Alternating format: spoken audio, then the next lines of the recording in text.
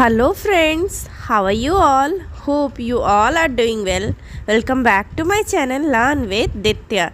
Friends, आज हम लोगों का 12th डे है। 12th डे में आज हम लोग सीखने वाले हैं present perfect continuous tense. Friends, हम लोगों ने ऑलमोस्ट पूरे टेंस को कंप्लीट कर लिया है, ठीक है। और हम लोगों को और 2 दिन टेंस सीखेंगे, उसके बाद हमारा टेंस कंप्लीट हो जाएगा। फ्रेंड्स, ये हमारा आखिरी टेंस है। उसके बाद हम लोग पास्ट परफेक्ट कंटिन्यूस और फ्यूचर परफेक्ट कंटिन्यूस सीखेंगे। उसके बाद हमारा टेंस कंप्लीट हो जाएगा। फ्रेंड्स, अगर आप लोगों ने अभी तक मेरे चैनल को सब्सक्राइब नहीं किया है और वो सारी वीडियोस मेरी नहीं देखी है, तो जाके ज़रूर से पहले मेरे चैनल को सब्सक्राइब कर ले और मेरी वो वाली वीडियोस भी देख ले। ऊपर आई बटन पे मेरी सारी वीडियोस की प्लेलिस्ट बनी हुई है, आप जाके विज़िट कर सकते हैं। तो चलिए फ्रेंड्स, स्टार्ट करते हैं। Present perfect continuous tense. Present perfect continuous tense का मतलब होता है जो हमारा कार्य भूतकाल में शुरू हुआ था और अभी तक चल रहा है और आगे भी चलने की संभावना है, उसको हम लोग प्रेजेंट परफेक्ट कंटिन्यूस टेंस बोलते हैं। मैं आप लोगों को इसकी पहचान बता देती हूँ। जिस हिंदी वाक्य के अंत में से रहा है, से रही है, से रहे हैं या से रहा हूँ आता है, उसको हम लोग प्रेजेंट परफेक्ट कंटिन्यूस टेंस बोलते हैं। पहले क्या होता था, कंटिन्यूस टेंस में रहा है, रही है या रहे हैं आता था बस, और ये कंटिन्यूस टेंस होता था। लेकिन इसमें क्या होगा, इसमें टाइम भी होगा और जो भी हिंदी वाक्य के अंत में से रहे होंगे आएगा, उसको हम लोग परफेक्ट कंटिन्यूस टेंस बोलेंगे, ठीक है। और इसमें सेंस और फॉर का भी यूज़ होगा, मैं उसको आपको आगे में डिटेल में बताऊंगी। जैसे मैं सुबह से खेल रहा हूँ, सीता 2 बजे से पढ़ रही है। तो चलिए फ्रेंड्स, अब हम लोग इसका स्ट्रक्चर देख लेते हैं। इसका स्ट्रक्चर होता है सब्जेक्ट प्लस हैज़ या हैव में से कोई एक, फिर बीन, फिर वर्ब की फर्स्ट फॉर्म के साथ आईएनजी, फिर ऑब्जेक्ट और फिर सेंस या फोर। अब सेंस या फोर किसके साथ लगता है मैं आपको डिटेल में ज़रूर बताऊंगी। तो पहले हम लोग समझ लेते हैं कि इसका स्ट्रक्चर में जो हैज़ और हैव है वो किसके किसके साथ लगता है। हैज़ किसके साथ लगता है और हैव किसके साथ लगता है। तो फ्रेंड, जैसे कि आप लोगों को पता ही है, हैज़ लगता है ही, शी, इट, नेम के साथ हैज़ लगता है और आई, यू, वी, दे के साथ हमारा हैव लगता है। सेम है जैसा हम लोग परफेक्ट में यूज़ करते हैं, ठीक है। अब सवाल आता है सेंस कहाँ लगाए और फोर कहाँ लगाए। इसमें बच्चे बहुत ही ज़्यादा कंफ्यूज रहते हैं, तो मैं आपको बहुत अच्छे से समझाने वाली हूँ, आप लोग ध्यान से सुनना। सेंस लगता है पॉइंट ऑफ टाइम के लिए और फोर लगता है पीरियड ऑफ टाइम के लिए। अब ये पॉइंट ऑफ टाइम और पीरियड ऑफ टाइम क्या होता है, तो पॉइंट ऑफ टाइम का मतलब होता है कोई भी टाइम को पॉइंट करके बोलना, जैसे कि कोई दिन का नाम, कोई मंथ का नाम, कोई ईयर का नाम, कोई वेदर का नाम, कोई विंटर, कोल्ड, एनी सीज़न का नाम, टाइम का नाम, ठीक है। तो जब भी हम लोग कोई चीज़ को पॉइंट करके बोलते हैं, जैसे कि मैं 2000 से यहाँ पढ़ा रही हूँ, तो 2000 से मैं यहाँ पढ़ा रही हूँ, मैंने साल को पॉइंट किया, तो यहाँ पे हम लोग क्या लगाएंगे, सेंस, ठीक है। और फोर का यूज़ हम लोग पीरियड ऑफ टाइम को बताने के लिए करते हैं, जिसको हम लोग काउंट कर सकते हैं। अगर हम बोले कि मैं 2 दिन से बीमार हूँ, तो हम लोग इसमें क्या लगाएंगे, 4, क्योंकि मैंने यहाँ पे 2 दिन बोला। आप इसको ऐसे भी याद रख सकते हैं, सिंस का यूज़ हम लोग पास्ट की कोई घटना को बताने के लिए यूज़ करते हैं, ठीक है।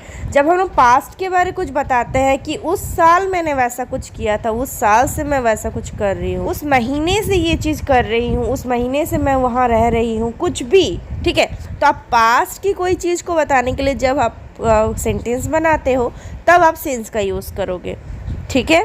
सिंस मतलब होता है पॉइंट ऑफ टाइम, टाइम को पॉइंट करना, इतना याद रखिए बस, ठीक है।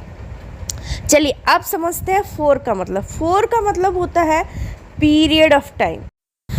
अब जैसा कि फ्रेंड्स आप लोग देख सकते हैं, नाम से ही पता चल रहा है पीरियड ऑफ टाइम, मतलब इसमें आपको पीरियड बताना है, पॉइंट ए से लेकर के पॉइंट बी तक। मतलब आप कौन सी चीज़ को कब से स्टार्ट किए हो और कब तक ये चल रहा है, मतलब अभी भी चल रहा है आपका, ठीक है। तो आप इसको कब से स्टार्ट किए हो, तो इसमें आपको पॉइंट बताना है। जैसे कि आप बोलते हो कि मैं इंग्लिश 2 दिनों से पढ़ रहा हूँ, मैं इंग्लिश 2 दिनों से पढ़ रहा हूँ, तो यहाँ पे आपने क्या बताया, आपने 2 दिन पहले जो स्टार्ट किया था और अभी तक आप पढ़ रहे, मतलब आपका 2 दिन हुआ है आज लेके। तो इसमें आपने क्या किया, पीरियड ऑफ टाइम बताया, आपने 2 दिन पहले स्टार्ट किया था इंग्लिश सीखना, तो इसमें आपने पीरियड ऑफ टाइम को बताया। मैं 2 दिनों से इंग्लिश सीख रहा हूँ, तो इसमें आप लोग क्या यूज़ करेंगे, 4 का। इसमें क्या होता है, आप 2 दिन, 4 दिन, 4 महीना, 5 महीना, 2 घंटा, ठीक, कुछ भी, मेनी ईयर्स, कुछ भी यूज़ कर सकते हैं, ठीक है। इसमें जब भी आपका बात हो पीरियड ऑफ टाइम का, मतलब इतना समय से अभी तक, मतलब हम ये चीज़ कर रहे हैं, तब आप 4 का यूज़ करेंगे। अगर आप इसको ध्यान से समझ लो तो आपको ज़िंदगी भर आसानी हो जाएगा सेंस और 4 में, आप कभी कंफ्यूज नहीं करोगे। बस आप इतना याद रखना, सेंस का मतलब होता है पॉइंट ऑफ टाइम, कोई टाइम को पॉइंट करने के लिए, इस दिन, इस साल, इस वक्त, ठीक है। और 4 का मतलब होता है पीरियड ऑफ टाइम, मतलब इतने समय से अभी तक वो चीज़ कंटिन्यू है। तो आई होप फ्रेंड्स आप लोग सिंस और 4 का मतलब समझ चुके होंगे। तो चलिए अब हम लोग इसका कोई एक एग्जाम्पल सॉल्व कर लेते हैं ताकि हम लोगों का और ज़्यादा क्लियर हो जाए।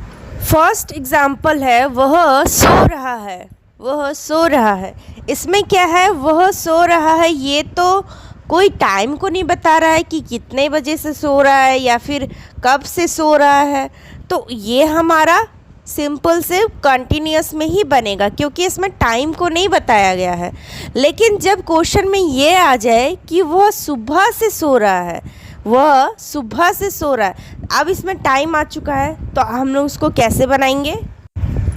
देखिए आप स्ट्रक्चर में ध्यान से, मैंने लिखा है से रहा है, से रही है, से रहे हैं और से रहा हूँ। मतलब जब भी क्वेश्चन में से वर्ड आए तभी आपका ये फॉर्मूला अप्लाई होगा, अदरवाइज़ ये आपका कॉन्टिन्यूस में ही बनेगा। तो यहाँ पे क्या है, वह सुबह से सो रहा है, वह के लिए हम लोग क्या लगाएंगे, ही। और उसके बाद स्ट्रक्चर में क्या है, हैज़ बीन या हैव बीन, तो ही के साथ हम लोगों को क्या लगता है, हैज़ लगता है, ही हैज़ बीन स्लीपिंग। उसके बाद हम लोग वर्ब के साथ आईएनजी लगा देंगे, ही हैज़ बीन स्लीपिंग।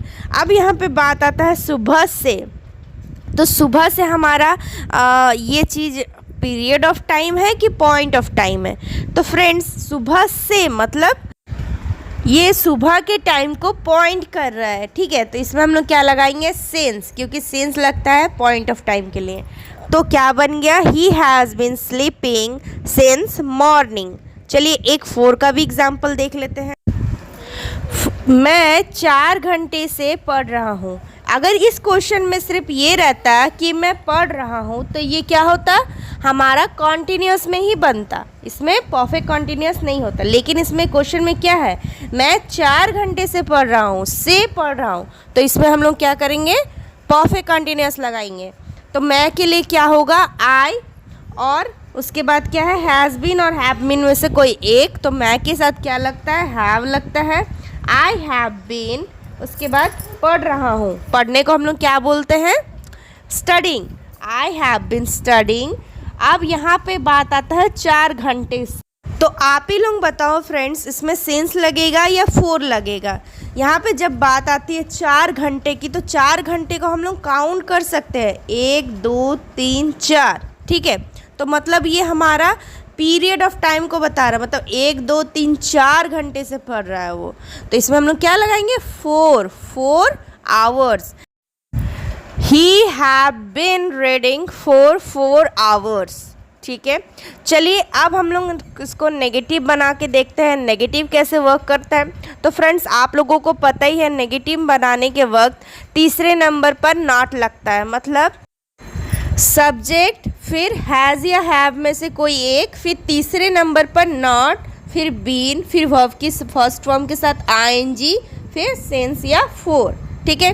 तो हमेशा तीसरे नंबर पर ही नॉट लगता है, ये नहीं कि हैज़ हैव बीन के बाद हम लोग नॉट लगा दिए, ऐसा नहीं होता है। हम लोग हैव और हैज़ के बाद नॉट लगाएंगे, उसके बाद बीन लगाएंगे। तो चलिए सेम एग्जाम्पल लेते हैं। वह सुबह से नहीं सो रहा है, वह सुबह से नहीं सो रहा है। He has not been sleeping since morning, he has not been sleeping since morning. चलिए नेक्स्ट एग्जाम्पल लेते हैं। नेक्स्ट एग्जाम्पल क्या था? मैं 4 घंटे से नहीं पढ़ रहा हूँ, मैं 4 घंटे से नहीं पढ़ रहा हूँ। तो इसको कैसे बनाएंगे? I have not been reading for 4 hours. Have के बाद नॉट लगेगा, उसके बाद बीन लगेगा, ठीक है। तो चलिए अब इसको इंट्रोगेटिव में भी बना के देखते हैं ये कैसे वर्क करता है। इंट्रोगेटिव में क्या होता है फ्रेंड्स, आप लोगों को पता ही है।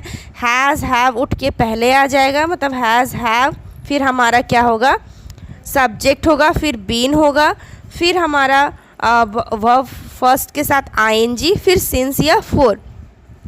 जब भी हम लोग कुछ भी ऐड करते हैं तीसरे नंबर पर ही ऐड होता है, मतलब हैज़ हैव उठ के पहले आएगा, फिर हमारा सब्जेक्ट होगा, फिर बीन होगा। तो चलिए सेम एग्जांपल लेते हैं। क्या होगा? पहले क्वेश्चन क्या था हमारा? वह सुबह से सो रहा है, तो इसमें क्या होगा? क्या वह सुबह से सो रहा है? तो क्या के लिए क्या होगा? पहले हैज़ उठ के पहले आ जाएगा। Has he been sleeping since morning, has he been sleeping since morning. Next example है, मैं 4 घंटे से पढ़ रहा हूँ, तो इसको क्या बोलेंगे? क्या मैं 4 घंटे से पढ़ रहा हूँ? तो क्या के लिए क्या होगा? पहले have I been reading for 4 hours, have I been reading for 4 hours, ठीक है। सो आई होप फ्रेंड्स आप लोगों को अच्छे से ये क्लियर हो गया होगा, आप लोगों को कुछ भी डाउट नहीं है इसमें। अगर आप लोगों को कुछ भी डाउट होता आप मुझे कमेंट में पूछ सकते हैं, मैं आपको ज़रूर आंसर करूँगी। यहाँ पे मैंने आप लोगों को कुछ क्वेश्चंस दिया है, इसको आप खुद से सॉल्व करने की कोशिश करना और आप ये ट्राई करना कि आप कहाँ अटक रहे हो, आपको कहाँ तक समझ में आया और क्या चीज़ समझ में नहीं आया, क्या चीज़ आपको प्रॉब्लम कर रहा है। और अगर आपको कुछ भी डाउट होता आप मुझे कमेंट करना, मैं आपको ज़रूर आंसर करूँगी। तो मिलते हैं फ्रेंड्स नेक्स्ट वीडियो में। Thank you so much for watching this video. Till then bye bye.